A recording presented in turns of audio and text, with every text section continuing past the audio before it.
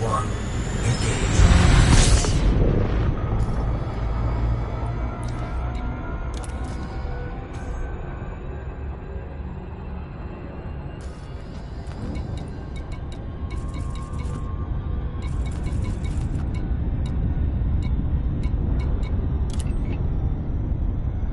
Mystery in Upaniclis. A Dredger clan is continuing to examine the abandoned generation ship Golconda in the Upaniclis system. The Golconda was placed in orbit around Upaniclis B3 in 3305 when its inhabitants migrated to the nearby outpost Forester's Choice. Over the past week there have been reports of smaller craft traveling between the Artificers clan Dredger and the Golconda, but the nomadic tribe has not responded to attempts to communicate. Commander Javi Alvarado, a regular visitor to the system, submitted his observations to Vox Galactica. I was convinced that these scavengers were breaking down the Golconda into scrap to feed to their dredger. Or maybe taking over the whole ship to use as a new home. But I haven't seen any signs of structural damage yet, and it doesn't look like the Artificers have accessed its habitation areas either. So what are they up to? Things are a little weird in Forester's Choice right now.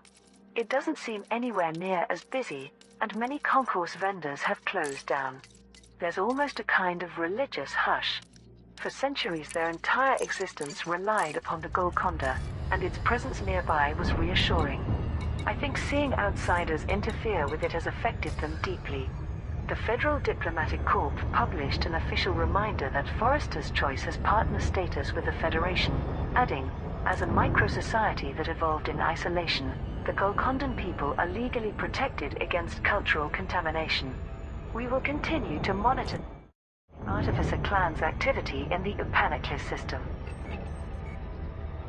Rackham's lavish celebration concludes. Pilots Federation alert. A party held by newly confirmed trillionaire Zachary Rackham has concluded, with attendees claiming it was an incredible event. The week-long event took place in the upper stories of the Rackham Spire building on the planet Homeland. This required regular supplies of the luxury items Apavietzi, Eurasian goose beer, Pantar prayer sticks, Yushan tree grubs and Nduligar fireworks. A spokesperson for Rackham Capital Investments thanked pilots for these deliveries, and confirmed that payment could be collected at Edmondson High in the Beta Hydri system. The spokesperson remarked that Mr. Rackham himself was unable to make a personal appearance due to fatigue. The Federal Times published this piece by financial journalist Brianna Blanco. First-hand accounts from some of the partygoers suggest this was more like a no-expense-spared holiday. Each attendee was assigned an Achilles Corporation PA-961 serving robot as a personal butler, constantly attending to their every whim. An impressive range of beverages, cuisine and various legal stimulants were available. Those who wished to stay overnight were provided with luxurious suites near the peak of Rackham Spire, offering fantastic views of the picturesque landscape. There were exclusive live shows from top performers, including steel dub band Grawlix and popular singer Casper Karma. Exotic entertainers from the Lucinda Nine Spice Agency provided both public and private entertainment. And everyone departed with a goodie bag containing limited edition Duradry. Colonies of Altrian skin, and gambling credit chips for the new Rackham's casino down below in Los Pilots. I got Delta Romeo. Landing position will be dependent upon request. Welcome to the scheduled starport container. Landing authorized. Proceed to landing pad 2. Docking assist enabled. Approach is clear. List Anya Black River, sold today's owner Neve McFarlane, Beta Hydri Corporation's entire board of directors, senior management from half a dozen federal banks, and no less than 8 independent, liberal and Republican congressmen. How many of these tried to convince Rackham that running for president was a mistake, and how many offered their support in hopes of future rewards? I'm sure the old pirate will pursue whichever route offers the greatest opportunity for new treasure. Archon Domain seeks to destroy pirate rebels. Pilots Federation alert. The Kumo Crew Syndicate has engaged in open warfare on the Scan detected. pirate insurrectionists gathered in the HIP 10792 system. A recent coup attempt led by Arch-Corsair Vidar Trask, formerly one of the senior members of the Kumo Council, Landing gear deployed. has failed. His forces were unable to eliminate Delane and take control of the criminal organization. The rebels' vessels have concentrated in HIP 10792. Trask is commanding a coalition of loyalists. Landing complete. Engines disengaged. Independent pirate gangs and as yet unidentified mercenaries, collectively calling themselves the Trask Death Corsairs. Despite suffering from some visible wounds as a result of the assassination attempt, Archon Delane broadcast this message. Trask has betrayed all of us, and for that I want him crushed. I will pay well to wipe out every single traitor who fights in his name. The Kumo Council faction will reward all independent pilots supporting its operation against the Trask Death Corsairs in the HIP 10792 system, which is being orchestrated from Crimson Exchange. Pirate rebels' coup attempt fails. An insurrection led by Arch-Corsair Vidar Trask has failed to gain control of the Kumo crew syndicate. Vox Galactica featured a report by freelance correspondent Carlene Troy. As might be expected, it's hard to obtain official data when conflict breaks out within a criminal organization. But all the information I've gathered points to the same conclusion. Vidar Trask's coup attempt has failed. What is surprising, however, is how close he initially came to dethroning Archon Delane. The Kumo crew were almost overwhelmed by the sheer number of fighters following Trask's banner. I'm told that nearly half of the rebelling forces have yet to be identified and are suspected to be mercenaries. A second mystery is that Arch-Corsair Kay Valentine, another senior member of the Kumo Council, has been declared missing. The Pegasus Sentinel newsfeed believes that she was killed by Trask personally. The newest Inner Circle member, Callan Salamanca, is leading Delane's counterattack against the...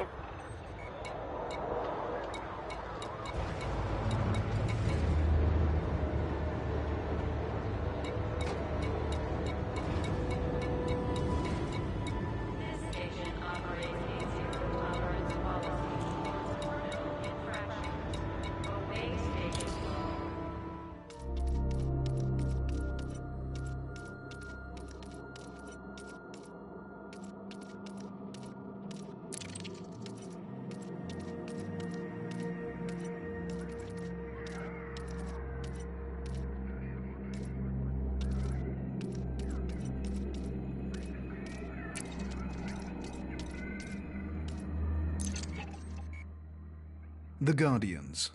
Introduction. The Guardians were a non-human race that occupied a large area of space several million years ago.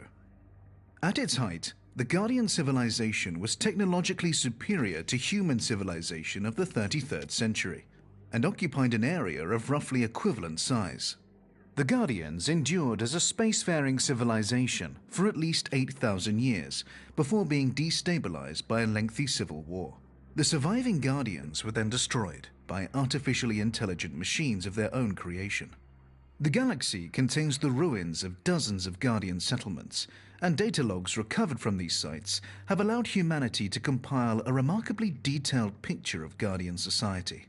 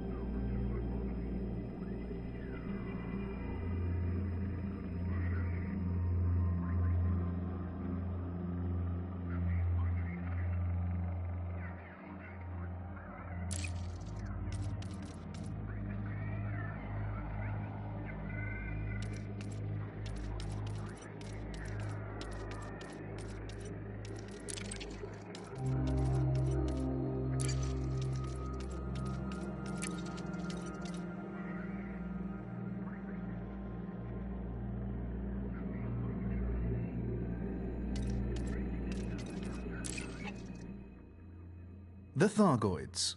Human Thargoid contact. The Thargoids are a non-human race with a history of hostility towards humanity.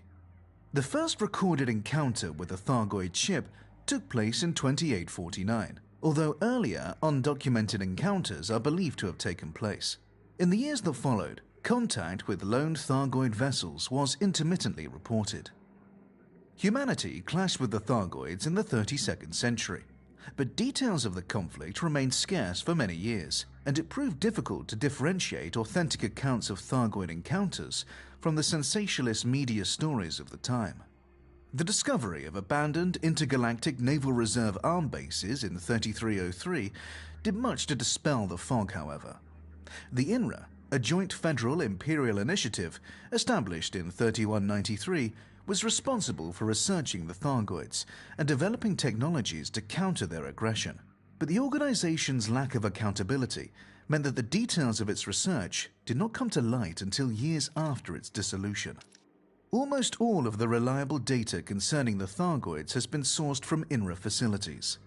This data, originally deemed highly confidential, was declassified in 3304, following a resolution from the federal government and an imperial decree. Some controversy over the backing and funding of the INRA remains, however. The Thargoids Society. The INRA discovered that Thargoid society is organized into hives, with most Thargoids falling into three categories: queens, princesses, and drones. Queens function as reproducers, while drones serve to maintain a favorable environment for the rest of the hive. Thargoid hives can be vast, although it may be that some of the larger observed groups are in fact multiple, overlapping hives. Ultimately, little is known for sure. The average Thargoid queen is at least as intelligent as a human being, while the typical drone possesses a more rudimentary level of intelligence. Existing evidence suggests that queens have extremely long lifespans, living for hundreds or even thousands of years. The variable size of queens' neurocraniums suggests this might be an indicator of age.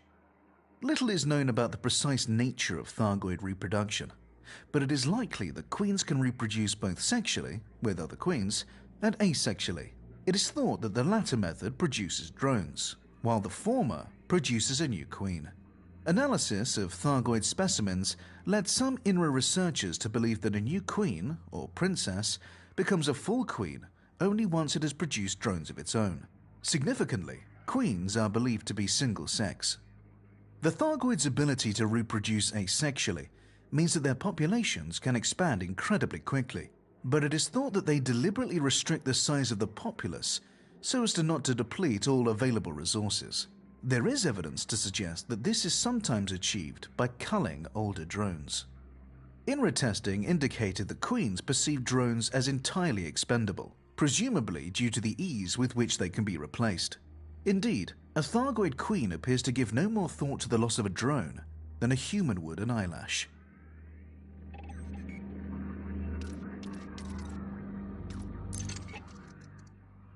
The Thargoids. Physiology. Human understanding of Thargoid physiology is far from complete, but recovered INRA data has offered some insights into their nature. INRA records describe the average Thargoid as physically larger than a human being, and generally insectoid in appearance.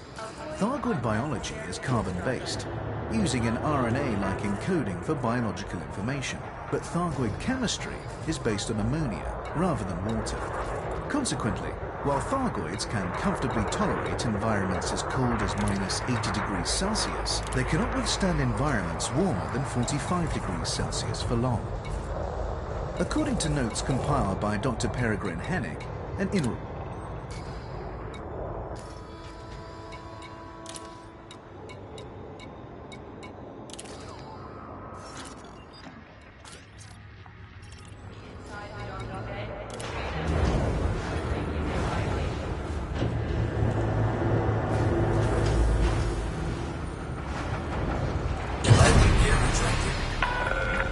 Ship restraints retracted. Clear for departure.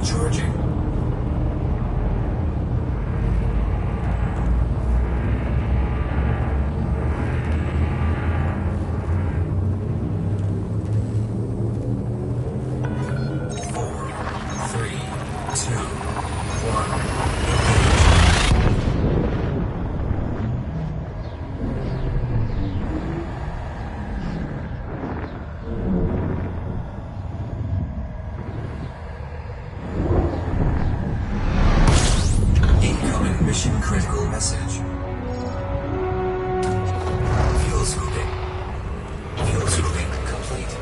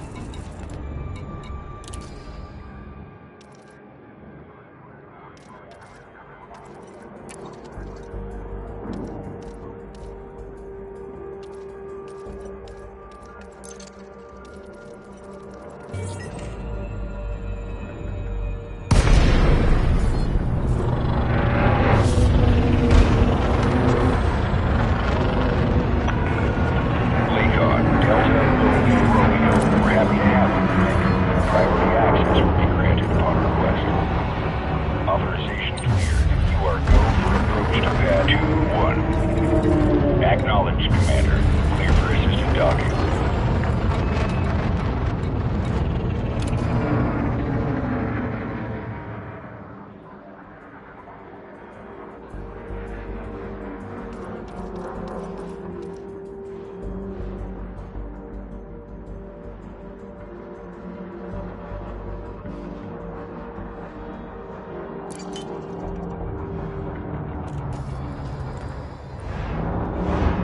Scan detected.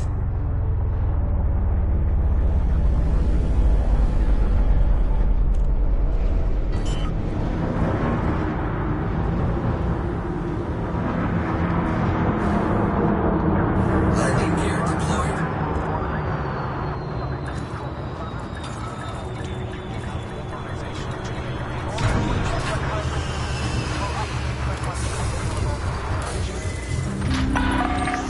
Landing operation complete. Power down your engines. Station facilities are at your disposal, Commander.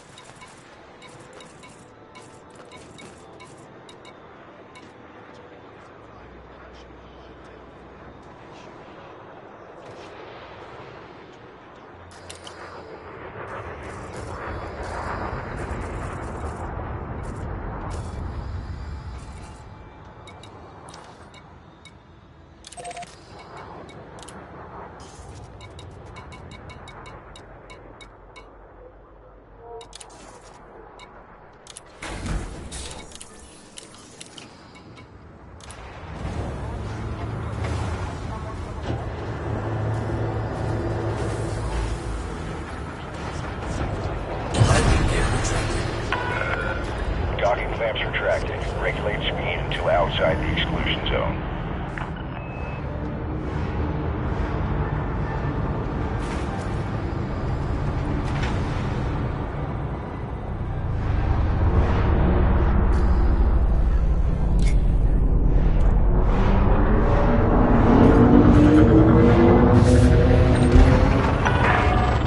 We've got some moderate traffic around the facility, Commander. Regulate your speed.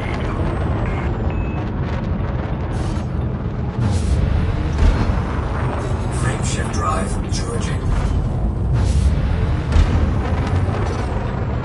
Frameshift drive charging. 4, 3, 2, 1.